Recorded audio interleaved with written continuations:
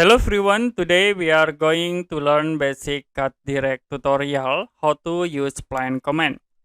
To use Spline command, you can click on Spline icon, go to Draw tab, and then click Spline, or you can type Spline and press enter.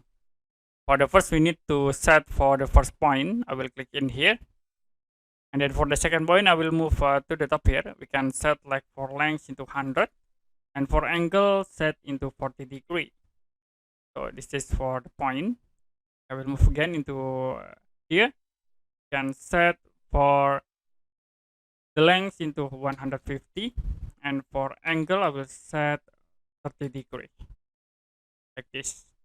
If you want to close from this spline command, you can right click 1, right click again 2, and then the last right click.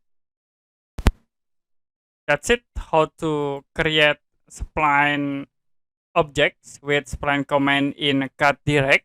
And if you have any question about this tutorial, you can comment below this video.